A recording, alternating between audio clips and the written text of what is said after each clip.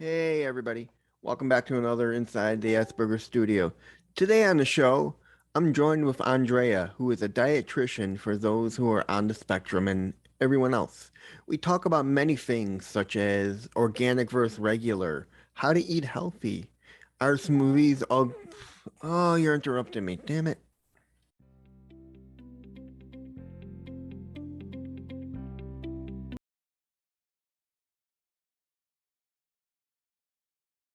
All right.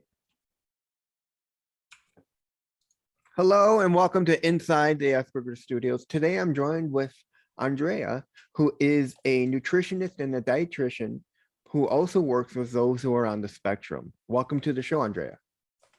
Hi, thank you for having me today. I'm excited. So why don't you tell us a little bit about yourself and then we'll get going. Okay. Well, like you said, I am a registered dietitian. I live in the Chicago area, stay by the Loop, and I've been working with children for most of my career here, but also with women.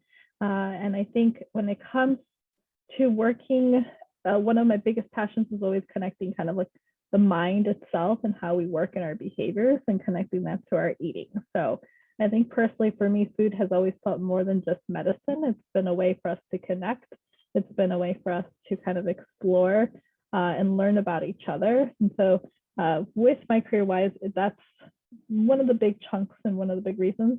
I also was born in Bolivia, so that being said, I am Latina. I speak Spanish, so a lot of times I'm seeing a lot of my Spanish patients and the like. I love to learn about other cultures and travel and learn more as much as I can. As you may know, different Spanish cultures are very, very different.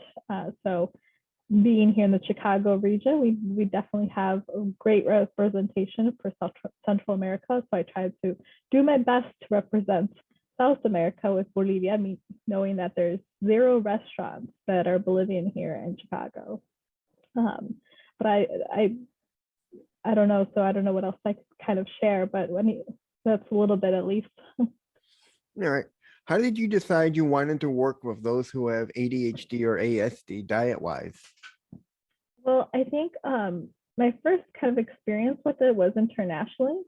In some other cultures, it's not like here in the US and some other countries where, having any kind of mental condition or disorder, or to them it might be considered disease, or like they'll call it so many different things depending where you're going, or they don't have a name for it. And I became more interested because I can see there was a struggle and there was an area where there's not many people looking into this, and maybe there is more research now, but nutritionally I felt like there wasn't much there. So that kind of drew my interest just to start off, knowing that this is a huge population and I don't see many people involved. But then I thought maybe it's just because I don't know and I'm not researching it. So that's part of the reason that kind of drew my interest to want to work with this population. Also, personally, myself, I do have a lot of friends and family members who kind of fall in one or the other spectrum or category. Mm-hmm. I, for myself, I do have ADHD, so that kind of also was a starting factor for me, but it didn't really occur to me as much. And to be honest, I spent so much time with people in the spectrum that it just started to become a norm. And then when I saw it on the outside, I'd look like, wait, you explained it this way? This is not how you would probably explain it. And so there was a lot of misinterpretation that I felt like I want to work with this population. This makes the most sense to me. I feel like I can get so much more work done, and it's also a challenging field because, as you may or may not know, research is still growing, and there's still things we're trying to learn about this. So it's definitely a field that we can't just say there's one solution or one answer. So each person is different. I think that's what makes it beautiful because when it comes to nutrition, it's already individualized. And when you add this category, it's already going to be even more individualized because each person is different, if that makes sense. All right. What is the hardest thing when dealing with someone on the spectrum when it comes to like healthy eating? And because I Yeah. know for me, it's hard to like try to eat healthy because you have all these things in front of you. I mean, what comes to mind when you're dealing with someone who's on the spectrum and you're trying to get them to eat healthy? One thing I will say is just the term healthy eating. Let's start there. If I ask you right now, what is healthy eating, and there has to be a definition then by default, right? And by Mm-hmm. default, if there's something that's healthy, there must be something that's what not healthy. And so then that I think is the biggest struggle, because I try to promote and understand that food is food, and you can eat pizza and that's healthy. You can eat a chocolate bar candy and that's healthy. And I think not just in the in with ASD and ADHD, but in many people and in many different categories and many different backgrounds and cultures, we have a really hard time understanding that, because we love our structure sometimes, or maybe there's a reason why we feel like they can't, like we want it to be a little bit more black and white. But actually, if you ate a lot of salads, you could get sick. But if you ate a lot of Mm-hmm. chocolate candy, you can get sick too, right? So candy, chocolate bars, or salads, it can all technically be categorized as unhealthy too, but also healthy. So I think that's the hardest thing, trying to get us to understand what is like a well-balanced diet, or what is a well-balanced eating, and trying to get us to understand this kind of healthy at every size approach, or this diet-free culture, because um, everyone says that those diet fads touches everyone the same way. I would argue that's not true. Anyone who has ASD or has ADHD or any other related condition may experience this in a more greater intent, because we have other things we think of when we think healthy eating. And so that becomes hard, like just that foundation of understanding what is healthy eating, and does that Mm-hmm. actually exist? What would be well balanced eating? And then kind of moving forward. All right. What do you tell families who have a hard time trying to get their kids to eat properly instead of just gouging on junk food and eating one type of food all the time? Mm-hmm. I first like to see, like, figure out why. Sometimes I always ask parents, like, if there's usually some kind of pattern. And I've worked with a lot of adolescent Mm-hmm. patients who have ASD, and they'll say, yeah, looking back at it, I feel like I always ate a lot of ice cream. And I don't know if you have your experience, if you want to share your experience as a child, but we all have different experiences, but we kind of know why we did it. Like we may know, like, why I really liked that food item. It was that texture. Why I always refused when my mom gave me peas. Like we have some idea. So sometimes I tell parents, like, if your child isn't as communicative and can't like straightforwardly say, this is why I like this food item, then try to observe them and see, like, is there something we're noticing with texture or color or taste? Is there some pattern you're noticing with their eating? Because that can be the reason why they gravitate towards a certain food, whether that's junk food, or if it's like, I can only eat pasta and it can't have anything on there, just pasta, right? Or I can only eat this at a certain time. Then we have to figure out what exactly is going on there, and trying to rule out maybe those things. And then if we know it's a texture thing, then we know, okay, well, there's many ways to cook a vegetable. So maybe we could get them to eat a vegetable. We just have to make sure it's cooked a certain way. Does that make sense? Yeah, that does. I mean, that also leads to my next question, which is Mm-hmm. how do you deal with those who have food aversions? Like It's either texture or taste. I mean, because I had an old neighbor whose daughter has a mm-hmm. son who used to only eat chicken McNuggets because just it was the only thing he liked because of the texture. He wouldn't touch anything else. Mm-hmm. And so again, if you know it's the texture, then you would want to play around with different foods that have that texture. And the great thing about now in our society with the food science and all these creations with all these different types, from like having grapes taste like cotton candy, is that you might be able to find, a chicken nugget, or that texture of a chicken nugget, and find a vegetable that has that texture in it, whether that's like mushrooms that you're bread crusting it around and then sauteing it. So it may go back to thinking about that pattern. It may also mean slowly introducing something and being open about it.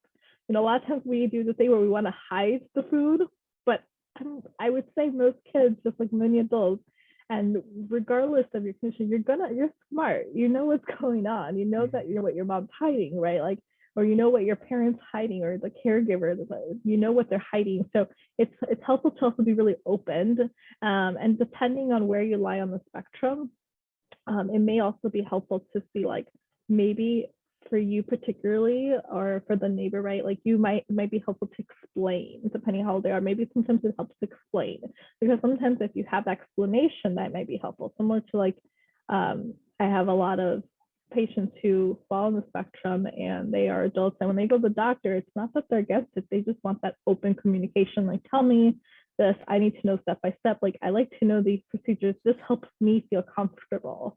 So it's also, how can I make that environment where food is at its most comfortable space, so that that child can now feel like, okay, I feel comfortable enough to eat this because I now feel like my environment is good and I'm getting that support. Then if there's still issues, obviously I would consult with an RD, because each person is very different. Mm-hmm. And there might be something particular going on, or maybe there is an allergy and we don't know it, or maybe there's something else going on. We're like, oh, that's why they're not handling that. And so that can help us understand why they might be gravitating to, maybe they're low in iron or vitamin D. And that's very common actually here in Chicago, for any kid to be low on iron. And it would be not the first time I've had a patient who falls in the spectrum who's low in iron as a child. So a lot of times I do want those labs. I want them to the doctor to just rule out a common medical stuff, just to make sure that's not the reason why they may be quote unquote like a picky eater. All right. Why is it important to eat healthy for those who are on the spectrum? For I think it's important for someone on the spectrum to eat well-balanced meals, because just like anyone, we're growing, right? So, and whether you're a child or you're an adult, you need a certain amount of protein, you need those nutrients. And a lot of times, a lot of that research has shown, there's still growing research, but there's some research on there that we're starting to see like, wow, the benefits of having omega-3 on us, like this is really helping us.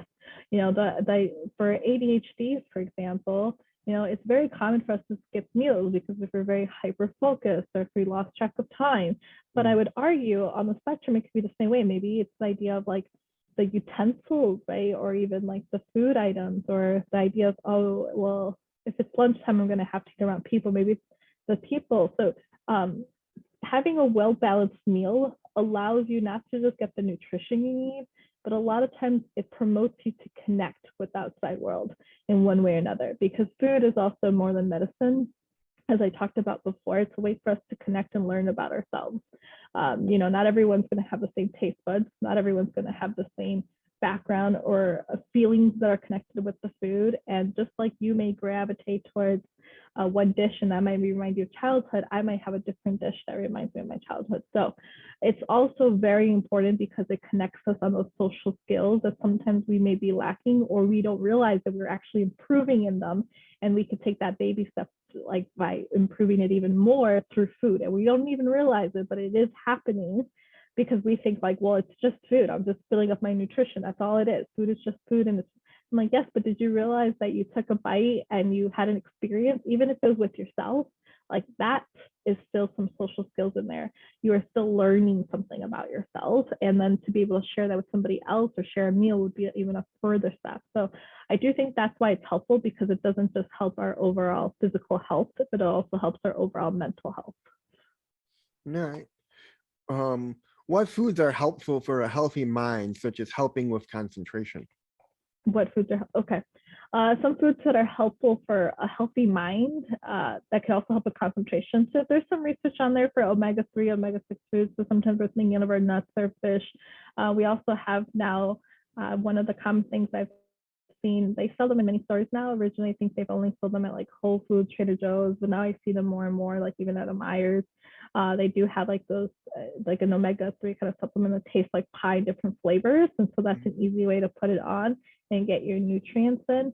A lot of times it's important to make sure you're getting an adequate amount of protein and calories in, because if you're not getting that in, you're not going to get that concentration. Your body's going to be focused on, it's going to think it's in starvation and you're not going to be able to focus wise. So I would say number one, it's making sure you're just eating. Number two is making sure you're having an adequate balanced amount of your macro and micronutrients. But your macronutrients would be like your carbs, your protein, your fat, right? We want to make sure we got that settled.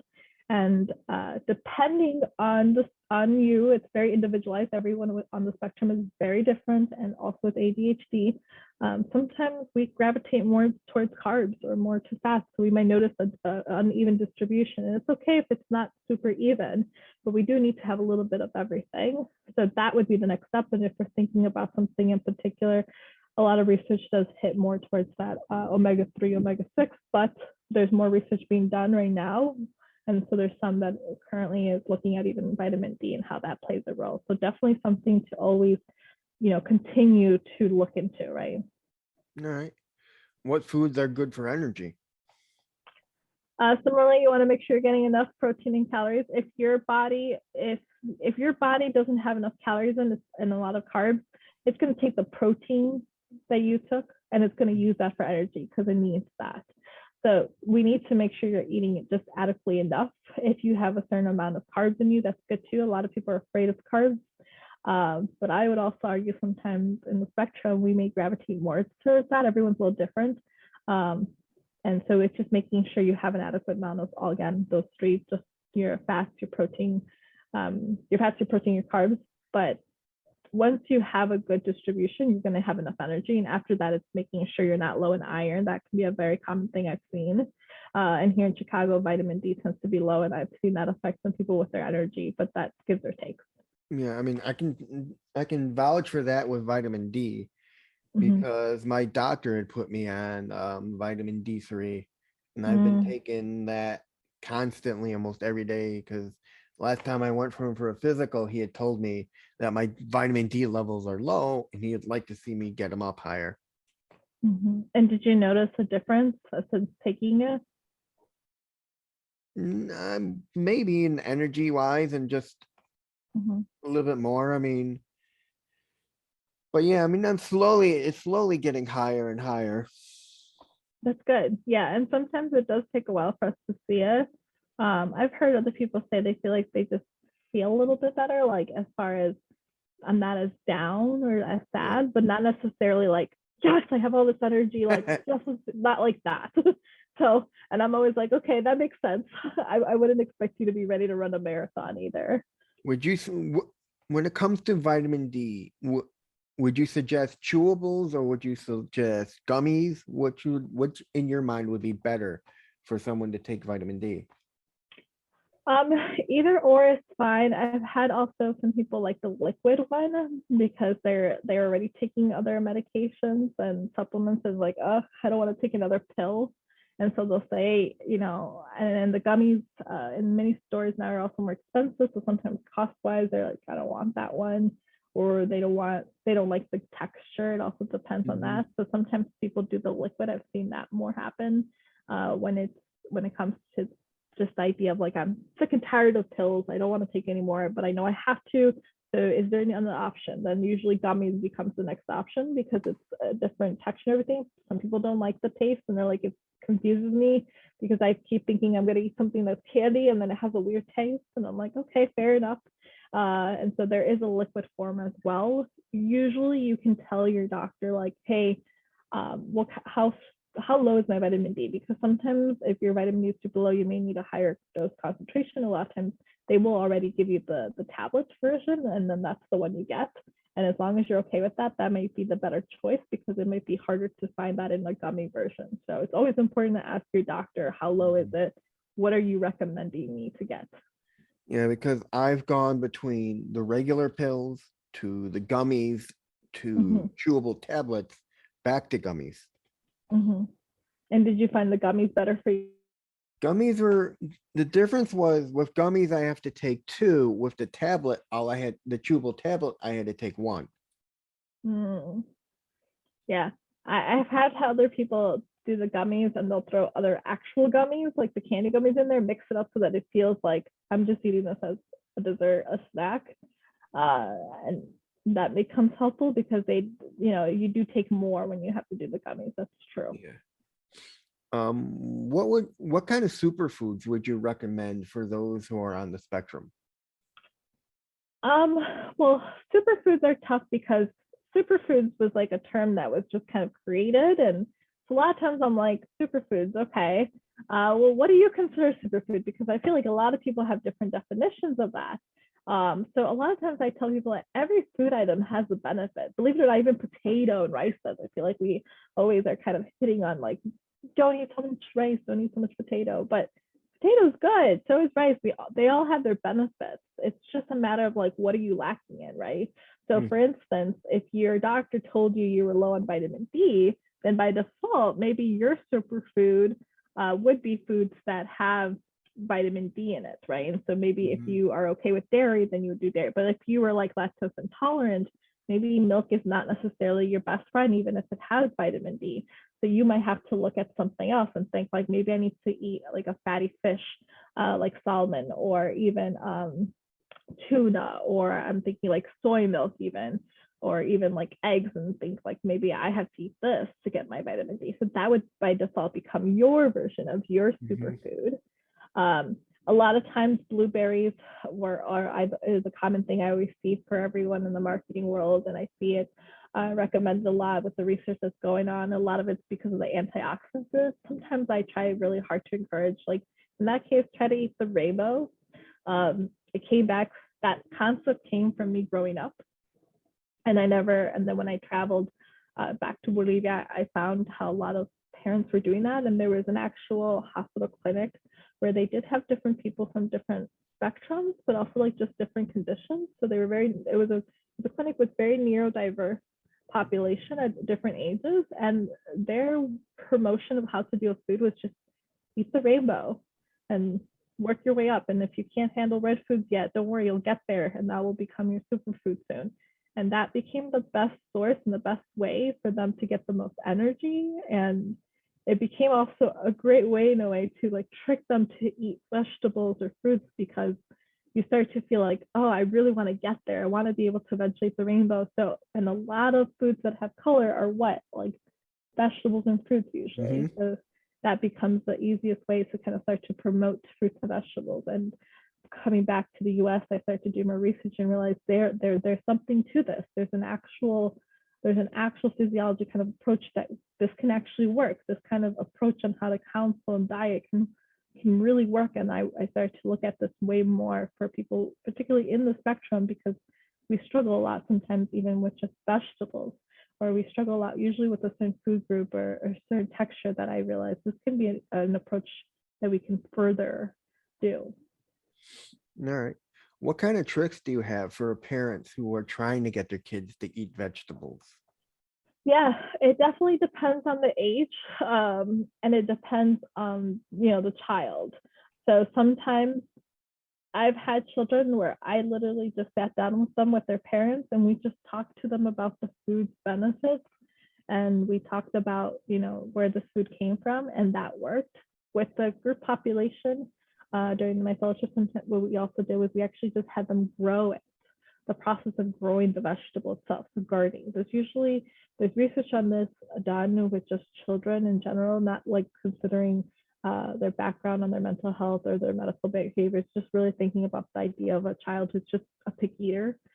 And I took that concept and was like, let's see if we can apply this with a population that is only people who are in the spectrum, and how does gardening help? And in Chicago, we do have organizations, um, that do this. And so the idea is the gardening really, really did promote an easy way that you're not necessarily even having to trick your kids anymore. They're in this open area learning about the food, and they're able to grow it. And the idea of just growing it and learning about it and interacting with people at their pace made it easy for them to eat Mhm. vegetables. So that's like the second big one that I found that is the best. But as a parent, if you can't get your kid to garden, and you know that if you talk to them and you were very open, it's not going to work, maybe they're not as communicative, or maybe there's something else going on, then it may be helpful to think about different recipes. Sometimes there are different sauces where you can mix your vegetables in and puree it. For example, you can take a lot of your fall vegetables, like the ratatouille dish, if you're familiar with. Take your Mhm. your squash, your eggplant. You can chop those all up, put them in the oven, roast that maybe at like around 450 for about, depending if your oven works high, maybe about 10 to 15 minutes. Take that out, let it cool down a little bit, and then put it in a food processor or a blender that will blend in. You just got a whole amount of good fiber in there, a good vitamin A source, vitamin C. You got a good source of that all in there. That becomes like a dip. But if you add a little bit of water to it, something you can make it to sauce, and then add the protein in there. And that might be an easy way to get them to eat it. Now, the goal is to eventually always try to be as open as possible with a child so they recognize that they just ate a vegetable and they liked it, so that the next time you give it to them that it's not puree or it's not cooked in a certain way, they'll be more willing to try it on their own because they are familiar with it, right? So Anyway, those are just a few. Yeah. all right. How do you deal with those who won't eat vegetables or anything green? Because I've known my nephew's got has a friend Mm-hmm. who she won't touch anything green at all. And I've Mm-hmm. known people who just won't eat vegetables or won't even like drink anything warm. How do you deal with people like that who just won't or are afraid of change? Yeah. Well, I would start with a lot of us are afraid of change. Think about COVID-19. I don't know. We didn't talk about that in the segment, but COVID-19 affected a lot of people. So change in general, we know it's really hard. If you're just plain out or like, I can't eat anything that's green, like the example you gave me, right? At first Mhm. we need to hit our bases. So, that person may already be taking a multivitamin or something, a supplement to ensure they get their basics in. Perfect. At least now nutritionally, we know that there's a lower chance, so there's a decreased opportunity for them to become malnourished because we're giving them that supplement. So check. Then it becomes like, let's slowly work on why green is hard and like slowly work on this. Maybe they will need like a feeding therapy, or we're going to have a support group, right? So one big Mhm. thing part for me is that when it comes to that kind of situation, we do need more than just the dietitian and the parents involved. This is like an interprofessional kind of collaboration of professions coming together saying, I'm going to do something. We're all going to take a role on this. So maybe the child or the parents are also seeing a therapist, or are going to a clinic, or kind of checking in and working step by step. There are different programs out there. Mhm. If you can't afford those or are unfamiliar, obviously ask your doctor and see. A lot of times there are ways and financial ways to get approved. If you're unfamiliar, it's very helpful to let your doctor know, like, my child is simply just not eating green, period, green. And then that may give us an alert to something. Sometimes things take time. You are an adult now. I would ask you, like, I'm sure there's a food item as a kid you never had or you didn't eat and now you do eat, right? So, Broccoli, asparagus. Yeah, because mhm, when I was younger, there were a lot of vegetables I wouldn't touch, and my parents were all like, "Come on, they're not going to hurt you." And then as I got mhm, older, I'd try them, and I'd realize there's nothing wrong with them. I mean, mhm, it's like tomatoes are a big one with me. I wouldn't eat mhm, a tomato unless it's. I still won't eat a raw tomato, but I'll eat it stewed, or I'll mhm. eat it mixed with something. Mhm. And did it help you when your parents would say, like, there's nothing wrong with it, just eat it, it's okay? It didn't help, but it kind of reassured me in my mind that maybe I should try it. Mhm. And And mhm, then I did, and I realized either I didn't like it because of its taste, or I just or I did like it because it tasted okay. exactly. And so, and I think that's why we want to take that step further. I love when parents reassure their kids, like, that this is a good food look, but then we also want to make sure there's no like pressure and that we're allowing you to eat it. Similarly to an infant, sometimes when they're just not hungry, I'll just say, like, okay, just leave the child with a bunch of food. Eventually, that baby's gonna be hungry and they're gonna gravitate and they're gonna realize, this is the only food I have. I'm gonna just have to grab it and eat it. As an adult, we may be the same way. If you're truly, truly hungry and you're in starvation mode and someone finally gives you some food, you may not think twice and you may just eat Mhm. it. Now, we're not all usually in that starvation mode, so I wouldn't encourage your parents to like starve you to feel like now you've got to eat this, but it may be helpful to reassure, right? To reassure you, but then also to take that step further and figure out, like, why is green not good for you? Like, did you read somewhere that something about green foods are not great, or tomatoes, let's say?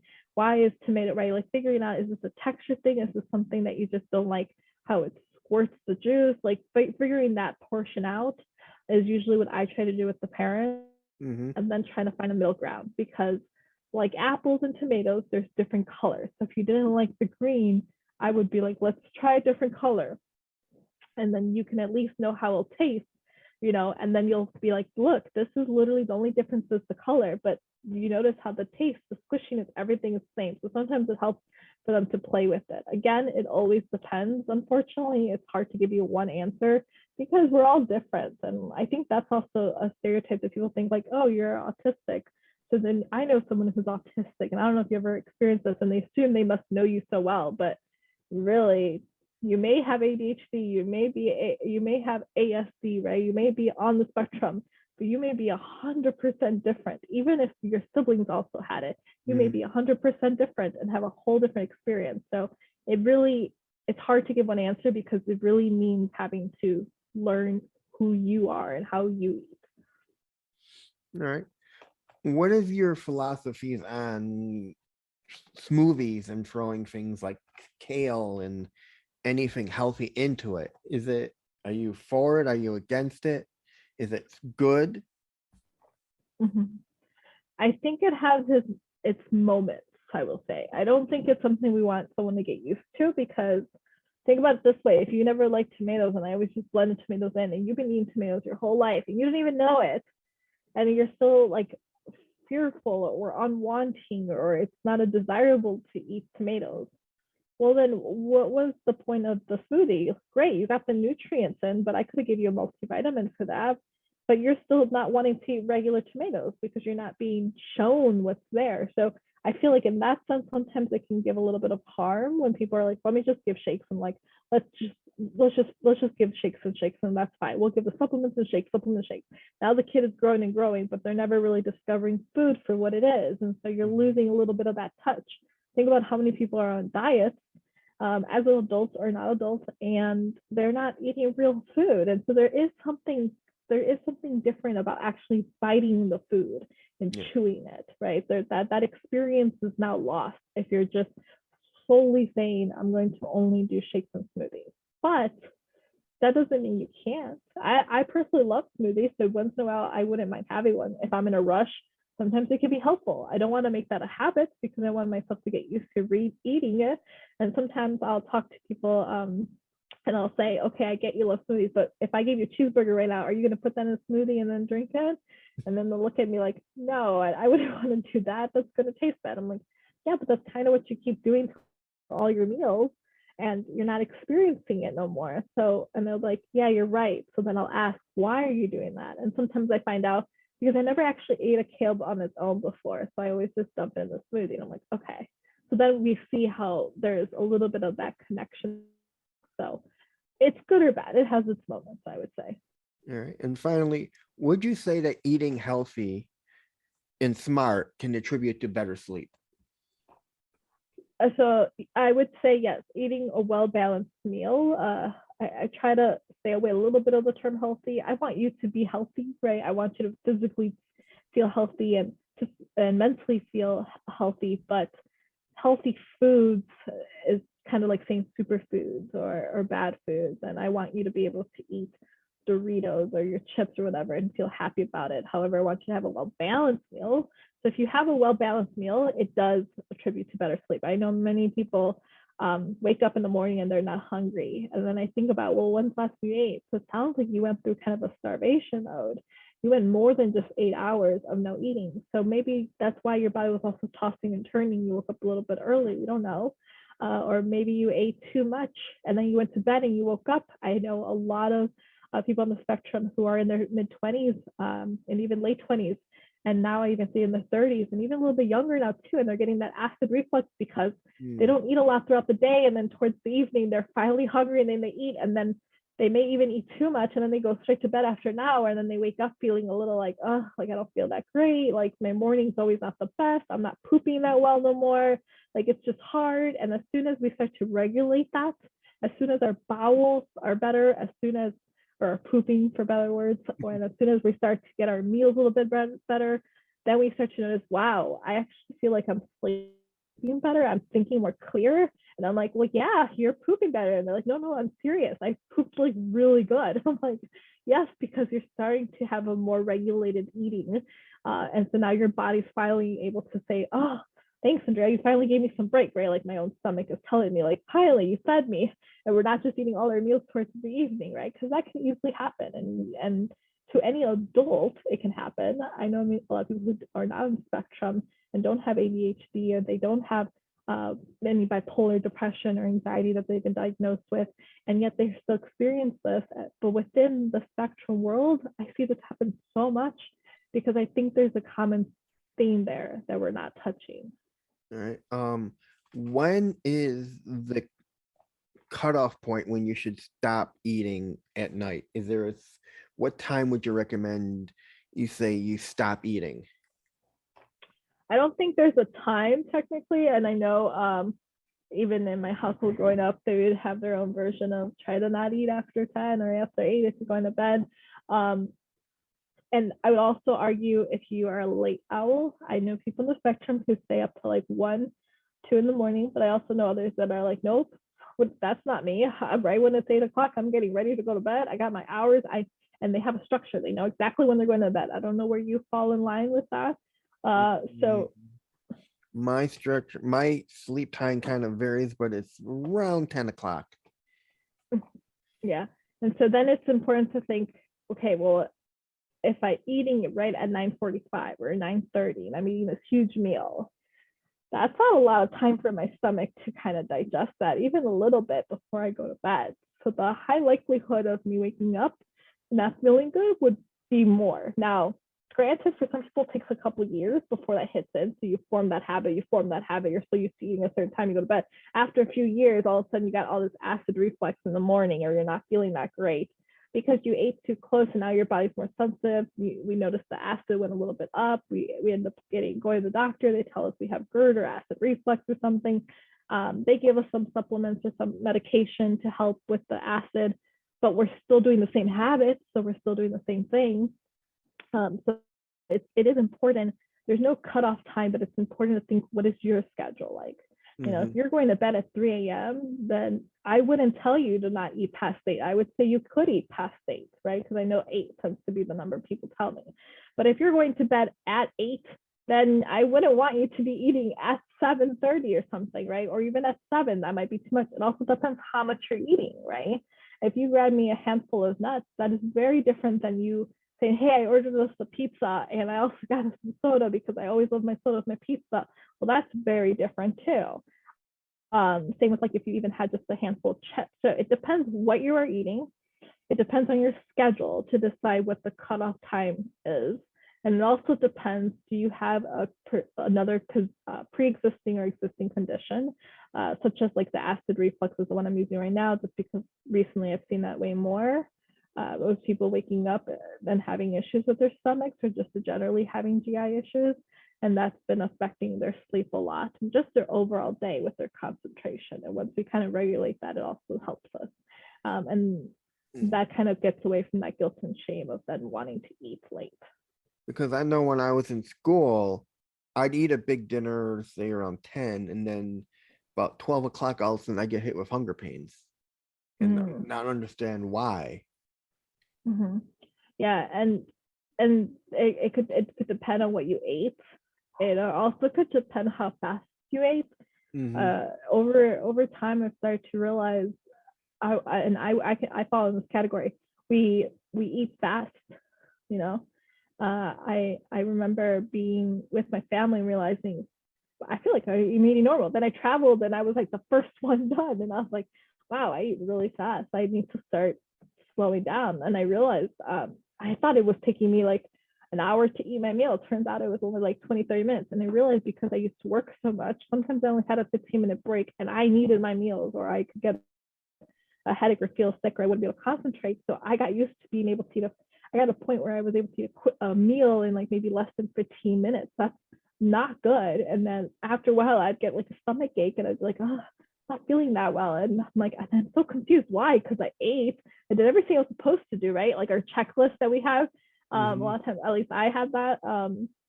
And then it's how fast did you eat? What did you eat? And sometimes we don't realize, but maybe we are lactose intolerant, or maybe we can't handle certain fruits or certain food items, and we keep eating it and eating and eating it. And so we keep getting sick and sick, and we can't tell what it is, but it's because we're also not taking the time and stepping back and saying, what did I just eat? There's obviously a common pattern. And I will argue that many times, once we're like, I would say in our college years or a little bit older, we already kind of know our own pattern of eating. We kind of have certain foods we already buy. We already know kind of our grocery list of foods. And so then it might be easy to take a step back and see what foods on here are causing me some kind of pain, making a doctor's appointment being, I always get this pain when I eat this. Yeah, I mean, that's funny you mentioned lactose intolerant. I never knew I was until later on in life, like around now, because all of a sudden certain things began to affect me more and more. And we couldn't figure out why I was always constantly going to the washroom. And I had went to my GI doctor and talked with her nurse, and she's like, I'm like, this is happening. Sometimes I wind up with a sour stomach. And she's like, okay. She's like, the test for the lactose intolerance is expensive, but here's what we're gonna do. I want you to eliminate dairy from your diet. And then we'll see from there. My question to you is, how do you deal with someone on the spectrum or off the spectrum who's lactose intolerant and can't eat anything dairy? What do you suggest to them? Well, first I want to make sure, are they lactose intolerant? That's not me not trusting the patients, just sometimes we've done it on our own. I feel like everyone tends to be very smart, because, and in the spectrum, I feel like a lot of people, like, they know their cells really well. And if you're not on the spectrum, a lot of times for you to come to me and tell me you already know what's wrong with you, I know you did some research. You did something to reflect, to know something's going on. So I want to know, how do you know this? Did the doctor tell you? Did you get tested? Did you do your own kind of elimination kind of diet and figured it out? So that would be step number one. If you never got tested, then that would be our step number two. Let's get you tested to confirm that's the only thing. Because I've had instances where people thought they were lactose intolerant. We got the test done and we found out you actually had a full-blown allergy, like, or a very high intolerance, or there was something else that you were intolerant to. So yes, you were lactose intolerant, but hey, did you notice that you also had this and this? And then they're like, no, I didn't know that. And I'm like, yeah, now we know. So that's number one, kind of my number two step. And then really it's figuring out, taking it step by step and figuring out what you're eating. Like, and I want to know how much this is going to affect your life. Some people are like, this is going to be hard for me. I'll tell you, because I do dairy all day. And I'm like, really? And they're like, yeah, that's like my main food. My snacks are cheese. My breakfast is milk with cereal. My lunch, I usually always have some kind of dairy in there, and dinner too. So I don't know what I'm going to eat now. So I need to figure out how much dairy you tend to eat in general. So what foods do you tend to eat that have lactose, to find out how it's going to affect you. And then finding out how can we adjust your eating so it's still foods you like, so you're still meeting your needs, right? So you're still getting an adequate amount of calcium and vitamin D, and also that you're feeling okay with it. Because if I know you don't like orange juice, well, then I'm not going to tell you go buy orange juice that's fortified with calcium or vitamin D. But if I knew you love orange juice, then I'd say, hey, let's buy some orange juice. Go to Jewel or go to your grocery store, find the orange juice that has fortified calcium and vitamin D in it, so that you're still getting that, like, the nutrition in it, and you're still having something you like. And so I'm not forcing you to eat something or drink something you don't like. So it really is trying to adjust and figuring out how are we going to make this sustain for you. And that's going to be different for everyone, because everyone has different preferences for foods. All right. What is your feeling about dieting in general? Dieting in general, I do feel like, that this is very common. There's different versions of dieting. There's a dieting that I want to lose weight. There's a dieting that, like, oh, my doctor told me, I'm pre-diabetic and I need to start eating less carbs or I'm going to become diabetic. And I'm like, okay, you are in a different type of diet then. But if you're trying to lose weight or you're trying to become healthier, I think that's also a common one I hear. Yeah. Like I'm on this diet because I told it was healthy for me, so I'm on this Whole30. I heard that one in the spectrum world a lot. Yeah, I've heard about the Whole30 diet. Yeah, I looked into it. What is your opinion on that? Most diets, they have some good in it, and I will argue on that to give them the benefit of the doubt, but they're usually not sustainable. So think about all the diets you heard about. They're not usually sustainable long term.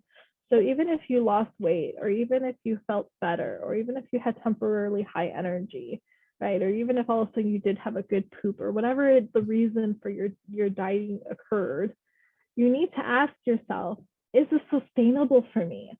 Like the original keto diet, right? Like if you're doing it on that, that's not sustainable. You're like eating so much, right? But if you're also, I've seen so many diets out there, you really need to ask yourself, like, would I recommend this? Would I eat this way for like 20 years? Would I eat this for 10 years? Right? If you're not going to, a lot of things that happens is, yes, you may temporarily get those benefits, may get them. A lot of people don't even get those benefits, whatever that is, whether that's losing weight or getting more energy or just overall being healthier, which that's a huge thing to ask out of a diet. Um, if you don't get those, or you do get those benefits, they usually don't last long. For weight loss particularly, a lot of times people gain all that weight back and more, so it's not sustainable. And I don't care if you're autistic or not, or if you're in the spectrum or not. I know a lot of people who have body image issues, and so the diet industry definitely doesn't look at, oh, this person's autistic, I know they're not going to fall for it. They will target everyone, because they want everyone to go on this diet. They want everyone to go in, and a lot of times also it might require you to buy supplements, right? Like there are certain companies and diets that will say, to do this diet, you need to buy this, you need to buy that. Then I would argue, like, okay, fine, but do you really want to be buying this powdered food and eating this for the rest of your life? If so, maybe if this realistically is a sustainable diet for you, and you truly feel like you can do it long term, then the next question is, though, is it going to be good for your overall health long term? Right? I mean, And that might not be it. because I know my mom and I, right when COVID had started, we were talking about dieting and the Mediterranean diet to start to feel better, because we know we've been eating a lot of junk food, and we figured maybe if we cut a lot of sugars and crap out of our diet, we'll start feeling better in general. So that's why I'm just curious about dieting in general. Is it really worth it in the long run? In the long run, most of them I will argue are no. The two that are like the most research is the med diet that you talked about. And that one is the most research. You could see that in standard hospitals. I talk about that with many of my patients. So that one is a more sustainable diet compared to all the other ones on the market.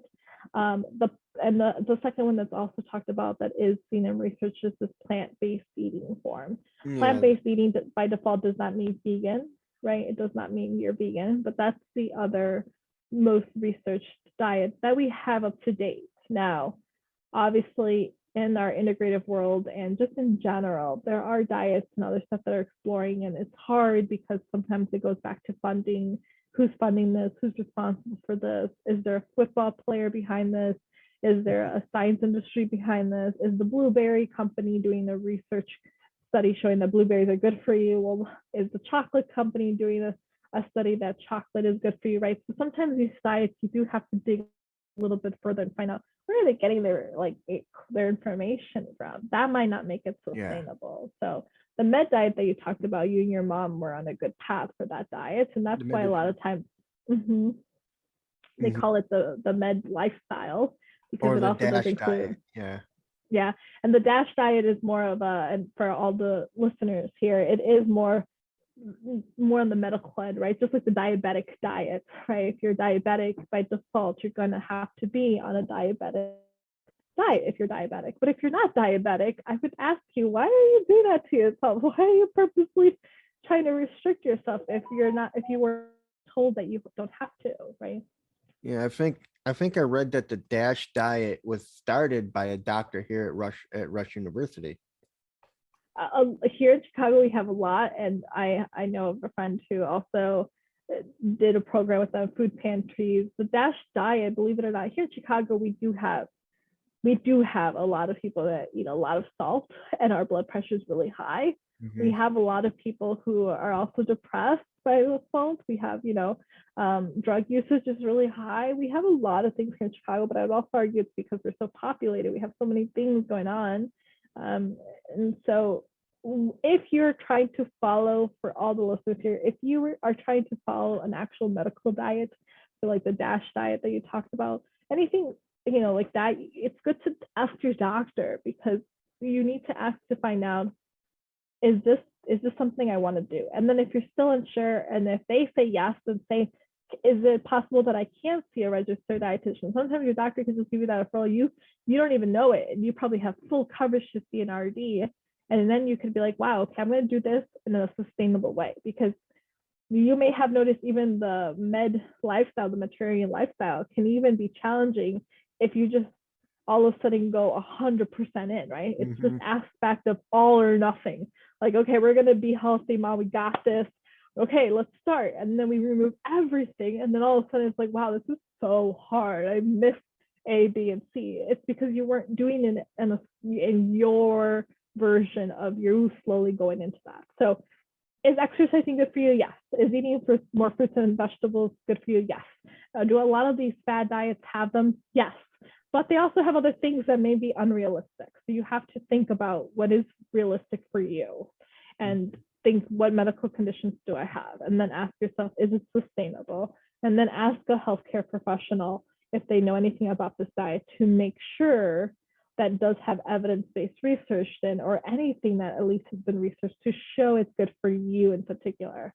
And that would be the big thing to kind of announce, because like the keto diet, it's not sustainable for a lot of people, but there are kids out there who get a lot of seizures, and that keto diet did do a lot of miracles for them. It all depends on you. And that's why it's important. Oh,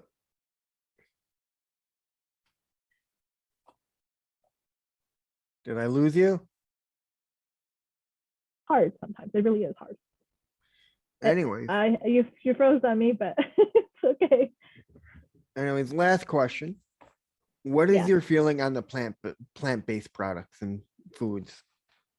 The plant-based products, plant-based, like those chicken nuggets that are not chicken nuggets, like those. Yeah, soy products, soy cheese, and all that new stuff you start seeing nowadays. Because I've seen a Mm, lot of that in the grocery stores now. Like you walk into Jewel and there's a whole section just on plant-based foods. yeah. Well, for all, I guess as a disclosure, I used to be vegan for more than a year, so a good amount. Like, I definitely, I didn't hit my 2 year mark for other reasons. And I will say that when I did it, I had the all or nothing mindset. So I was like, Monday I'm going to become vegan, and I did. I feel like that was one of the few times the all or nothing did work for me. But there was a point, and I was in college, that I was hungry. I was late. I was coding. When you code and you're on the computer, you lose track of time. It was There was sun outside when I started, and when I came out, it was pitch black, and I was hungry, and I couldn't find anything to eat. And Jewel is right by Dominican University, so is Menards. There's like McDonald's, so I knew my choices were limited. I realized Menards was closing soon. I realized I can go to McDonald's. Maybe what can I get from McDonald's as a vegan? And I thought, wow, my choices are very limited there. I guess I can get fries? Question mark. That was what I. Or I can go to Jewel, and Jewel had like their plant-based stuff. So, and I was like, okay, I guess I can get these frozen things and cook them. So just, and like, it helped. So have I had them before? Yes. And was it helpful for me at some points? Yes. But a lot of times, and even now, there's so many varieties, but I would encourage everyone to look at those ingredient lists and see what's in it. And then ask yourself, if you're not actually vegan, or for whatever reason you're not purposely trying to, like, you need to avoid meats or something, like, and you love chicken or you love at steak, then ask yourself, why exactly are you trying to avoid it and trying to go for this plant-based? Are you trying to just try it for fun? Then great, because I applaud you, because trying anything that's new and making changes to your life is hard. Okay, fine, try it. When they had grapes that came out that tasted like cotton candy, I thought Hmm. that was weird. And I thought, like, what? Why can't we just eat grapes, guys? Why are we Yeah. creating all these new products? But I tried it because I was like, I kind of want to try it. And I always have a rule that if any of my patients say they like a food item or something, I always try it. And with with all these plant-based stuff, it's great that our food science companies and food scientists are really creating all these new products because it can help a lot of people who are limited and aren't able to eat certain foods. But if you don't have to, ask yourself, why are you doing it? Maybe just get the chicken nuggets because it might be what you actually want. If this is about animal rights, which I'm a big animal rights activist, so I understand that side, then ask yourself which brand or which company you want to support and maybe find that chicken, even if you have to pay more, that's more sustainable then, uh, because, and then do that route. Then if you really want to be like, no, I truly don't want to eat any animal, then fine, then find a plant-based product and see if you can get one that is more natural, because a lot of these new ones that are coming out, they do have a lot of preservatives, a lot of chemicals in there that I'm like, I'm sorry, what am I eating? I'm like, I can't tell what I'm eating. I'm like, I just know this kind of tastes like chicken, but I don't even know half these ingredient things on the list. And I ask people like, how long is that ingredient list? Do you know the first 5 things on that ingredient list? If you know them and you can pronounce them, then fine, try it. Maybe that's worth it. But if you have no idea what they are, you can let alone pronounce it, that's a red flag. And you might have to consider like, okay, fine. If the world wants to do this, just like there's fad diets out there, there are fad foods out there. I mean, that kind of reminds me of, have you ever been into the Museum of Science and Industry? Yes, yes. Have you gone to the second floor where you have a guy on the television screen and he's listing off all these ingredients, and at the end he goes, what we have here is a lemon meringue pie. No lemon, no meringue, all chemicals. No, I haven't seen. I'll have to. Is this recent? No, this has been there for ages. It's on the I second bet. Yeah. floor. I forgot where, Uh-huh. but he lists off all these ingredients of Mhm. a commercial lemon meringue pie, and at the end he goes, "We have a lemon meringue pie, but no lemons, no meringue in it, just all chemicals Yeah. to show you what you're putting in your system." Exactly. Yeah, that's what I'm gonna definitely check that out. I'm gonna put that on my list too, because I remember. I also remember when they would talk about like, you see this little baby chick and now it's full grown in less than 8 hours. I told you to come back before lunch and I told you it was going to become big. I understand as someone who studies food for medicine here, but as someone who also is passionate and animal activist, and I know that there is a lot of stuff happening to our food. I understand that hormonally it's affecting us in many ways. That's why it's important to ask ourselves, what are we eating? Look at them. If you want to try it out, try it. But like Mhm. ask yourself, do you know what these ingredients are? And are you Yeah. actually getting what it's saying? If you don't, then do your own research, look, and then decide, is it worth it? From a cost perspective, there's a reason why sometimes one of the unhealthiest food was sometimes the cheapest food. And that's sometimes then you have to ask yourself, what do I value more right now? And if I'm going to have to pay $1 more for an actual real product, then fine, maybe that for me is more valued.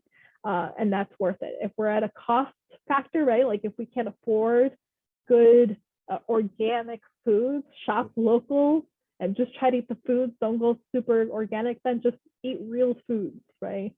Go to the grocery store, find that. If cooking is hard, Yeah. then maybe then we take an extra step, right?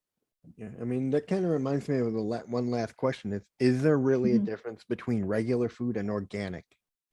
Oh, good question. When you shop at like Jewel or Mariano's, you see, oh, organic bananas, regular bananas, organic apples, regular apples, organic chicken, regular chicken. Is there really a difference in the price in what you're buying besides how they're raised?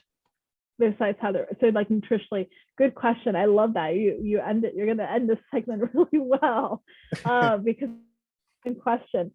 As an RD, we know that the research still says, as today, that we at the end just want you to eat the tomato. At the end of the day, we want you to, if you can't afford that organic tomato, we rather you just eat that tomato. And we've learned that eating that tomato alone might just be as good for you as that organic. That's what the research, and as a dietitian, I'll say that. In the integrative world, we try, I've seen many naturopathic doctors and many people say like you need to buy organic. And a lot of the population I serve is also a lot of times low income, or they have like, a lot of kids, or maybe they are middle high class, but being autistic is not like something that's also cheap. We do have No. our things, right? Like, and when you have a medical condition in general, you tend to have costs associated. It's like having a pet. It's not just the love that you have with the pet. You got to buy food for that pet. You got things to do, right? Mm-hmm. So cost usually is still a factor no matter what, even if you are from a high class and stuff. That we were thinking about money. So organic food by default, you're forcing someone to say you're going to have to spend more on your groceries, and you can easily. I've gone to Whole Foods before when it wasn't owned by Amazon, and just to get a sense, I did a project where I bought similar foods, and I with just the same amount of cost I used, I was able to buy like a month's worth of food at other grocery stores, but at Whole Foods I was only able to buy for like less than half a week. Now with Amazon owning it, there has been more deals. Fine, you can buy longer, but it's still expensive. Mm-hmm. So that is the short story. Now in the integrated world, we do talk about like, okay, but we're starting to see that there is some benefits to organic. There's still not enough research out there to officially prove that. But if you're concerned, if you notice that, I will reference people the ewg.org site. For any of the listeners who are not familiar with this site, it's an environmental kind of website that you could also look at beauty products on here. They do talk a little bit more. They have their about section where you can say like who we are, so you can understand a little bit about their mission. Their mission is, they say, it's very simple. It's to empower you to with breakthrough research or something along the lines how they say, but to inform you on how to choose things that are that will allow you to live a healthy life in a healthy environment. Mm-hmm. And you can see all their donations and where it comes from, so they are a little bit open. But they created a thing that if you go on their website, the ewg.org, again, E like elephant, W like whale, G like gorilla. I was going to do the military standard, but I can't remember the military alphabet there. You can sign up for you can sign up so they can email you the Clean 15 Dirty Dozen. Are you familiar with that? No. No, so those are the foods that they say, like, it's in the short version here. They say if you're going to buy anything organic, maybe buy from this list, at least these food items. We have noticed for those, it might be worth it because they have the most pesticides and the most things that many people I've seen in the spectrum world and in ADHD with the children, when they started to follow this and buy organic for this food list, some parents have told me, and again, this is more explanatory anecdotal research, right? Because it's a family telling me, this is not research telling me, but families individually have said, wow, I've seen an improvement in my child. And I don't know if it's the food or not, but I'm going to keep doing it. And I say, perfect. But does that mean the research is saying we have to do this? No, but you can go on their website, go all the way in the bottom. It'll say Dirty Dozen, Clean 15 lists are here. It's free, and it gives you a list. And strawberries, for example, and tomatoes is on there. And it says those are two items that you should probably buy organic. Oh. Me personally, I sometimes do buy organic, but I've started to notice, like at Jewel, if you download their Jewel app, you can sometimes get some of those organic foods for free once you get your rewards up. So some grocery stores now have all these rewards and apps and stuff that you can sometimes get a lower price. Whole Foods, now that's owned by Amazon, sometimes has really good affordable deals, but I've noticed that the organic version was actually cheaper than the actual original product. Bananas, I usually just buy them regular. I don't usually buy them organic. And sometimes if I know there's a taste difference, then I will most likely do it. So strawberries, I've noticed if I buy them organic, they usually tend to last me longer and they do taste better for me. And I get less issues with them. But everyone's a little bit different. And I've noticed some people say in the spectrum world recently, for example, they buy their chicken, everything as they say, as more humane as possible because they notice it's helped them with their skin and their overall mood. So even if the research isn't there, ask yourself what foods for you would consider buying organic, and then go from there. But I would encourage you to do look at the Dirty Dozen Clean 15. It is an open document. I've seen many doctors recommend that to their patients. I've seen many people, including I consult with Wellness House. That's a nonprofit organization for people with cancer here in Chicago. I encourage anyone to look at check them out. And they provide that list, and they talk about that list to cancer patients and telling them to buy local foods and regular foods. But if you're going to buy organic, buy from this list of foods. So I always say, like, wow, so if we're recommending this for someone with cancer, well, then let's try it just in general before we get cancer, right? Mm-hmm. So that's the short answer. I will recommend anyone again in general when it comes to eating. And since if you're a listener in Chicago, I would highly encourage you to also check out what organizations, what groups, what activities are going on in Chicago with autism. Urban Autism Solutions is one nonprofit organization that I volunteered some time with and worked with a lot of people in the spectrum who are children and adolescents, and they do a lot of programs that are free, and they have a lot of telehealth like kind of groups and stuff that are also there. I had a group with a group of people, girls that were on the spectrum from high school all the way to like their late 20s, and we all just kind of talked about what it means to be on the spectrum, but be a woman, right? But then they also have gardening events. So I definitely encourage anyone to check them out. I don't know if you know about them, if you want to share anything, but that's they do talk a little bit about gardening, organic produce, and eating. And so that's a good way to kind of end. The EWG site?